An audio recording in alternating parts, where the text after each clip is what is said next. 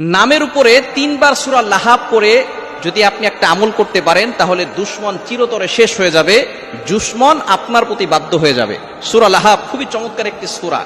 এই সূরা লাহাব এমন সময় আল্লাহ পাক রব্বুল আলামিন নাজিল করেছিলেন যখন আল্লাহ পাক রব্বুল আলামিন নবীজি সাল্লাল্লাহু আলাইহি ওয়াসাল্লামকে নবুয়ত দিয়েছিলেন এবং নবীজি সাল্লাল্লাহু আলাইহি ওয়াসাল্লাম সকলের কাছে তিনি দাওয়াত প্রচার করেছেন। তখন তার চাচা আবু লাহাব সে কিন্তু এক হাত দিয়ে পাথর নিক্ষেপ করেছিল। আল্লাহ পাক রব্বুল আলামিন তার জন্য বলেছে তাব্বাত ইয়াদা আবি লাহাবি ওয়া তাব, আবু লাহাবের 2 হাত ধ্বংস হয়ে যায়। সুতরাং যারা দুশমন আছে, এই দুশমনকে যদি আপনি কাবু করতে চান, দুশমনের ক্ষতি থেকে যদি আপনি বাঁচতে চান, সূরা লাহাব, ওই দুশমনের নাম লিখে যদি সূরা লাহাব আপনি 3 বার পড়তে পারেন, কিভাবে পড়বেন আমি বলে দিচ্ছি। দুশমন এখন আমাদের সমাজে প্রত্যেকটা ঘরে ঘরে প্রত্যেকটা মানুষের আছে। আপনি যত ভালো হবেন তত বেশি আপনার দুশমন হবে। নবীজি সাল্লাল্লাহু আলাইহি ওয়াসাল্লামের দুশমন ছিল আবু জাহেল, নবীজির দুশমন ছিল কি ছিল না? আবু জাহেল নবীজির দুশমন ছিল। নবীজি সাল্লাল্লাহু আলাইহি ওয়াসাল্লামের মতো ভালো মানুষ পৃথিবীতে আর কেউ আসে নাই, আসবেও না।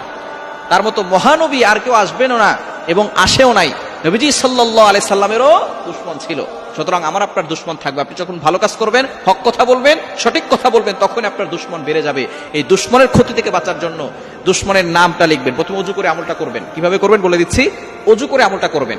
ওযু করে পবিত্র হয়ে তারপরে আপনি দুশমনের নামটা লিখবেন। লিখে এরপরে আপনি ইস্তিগফার 3 বার পড়বেন। আস্তাগফিরুল্লাহ রাব্বি মিন কুল্লি যামবি ওয়া আতুবু ইলাইহি লা হাওলা ওয়ালা কুওয়াতা ইল্লা বিল্লাহিল আলিয়্যিল আযীম, এটা 3 বার পড়বেন। এরপরে দুরূদ শরীফ 3 বার পড়বেন। দুরূদ ইব্রাহিম পড়ার চেষ্টা করবেন।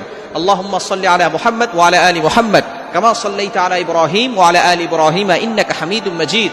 আল্লাহুম্মা বারিক আলা মুহাম্মাদ ওয়া আলা আলি মুহাম্মাদ কামা বারাকতা আলা ইব্রাহিম ওয়া আলা আলি ইব্রাহিম ইন্নাকা হামিদুম মাজিদ, এটা 3 বার পড়বেন।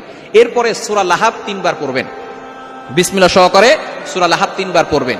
পড়ার পরে যেই ব্যক্তি আপনার সাথে দুশমনি করছে, আপনাকে ক্ষতি করার চেষ্টা করতেছে, আপনাকে বিপদে ফেলে দেওয়ার চেষ্টা করতেছে, ওই ব্যক্তির নাম 3 বার উচ্চারণ করবেন। এরপরে আপনি চোখ বন্ধ করে মনে মনে চিন্তা করবেন যে আপনি তাকে বাধ্য করতে চাচ্ছেন। এরপরে আপনি আল্লাহর কাছে দোয়া করবেন যে আল্লাহ, অমুক ব্যক্তি আমার সাথে দুশমনি করছে, আমাকে ক্ষতি করার চেষ্টা করতেছে, আল্লাহ তুমি আমাকে হেফাজত করো, তার ক্ষতি থেকে, অনিষ্ট থেকে আমাকে বাঁচাও। এভাবে যদি আপনি আল্লাহর কাছে দোয়া করতে পারেন, এই দুশমন আপনার বাধ্য হবে, দুশমন আপনাকে কোনো ক্ষতি করতে পারবে না, চিরতরে তার আপনার সাথে দুশমনি করা বন্ধ করে দিবে। সূরা লাহাব খুবই গুরুত্বপূর্ণ আমল। ইয়াকিনের সাথে যদি আপনি আমল করতে পারেন অবশ্যই ভালো ফলাফল পাবেন। 7 দিন আমল করবেন, টানা 7 দিন। ফজরের নামাজের পরে আমলটা করতে পারেন অথবা ইশার নামাজের পরেও করতে পারেন।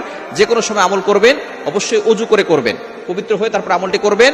টানা 7 দিনের ভিতরে দেখবেন আপনি ভালো একটা ফলাফল পাবেন। আল্লাহ তাআলা আমাদের সকলকে সকল ধরনের দুশমন থেকে হেফাজত করেন।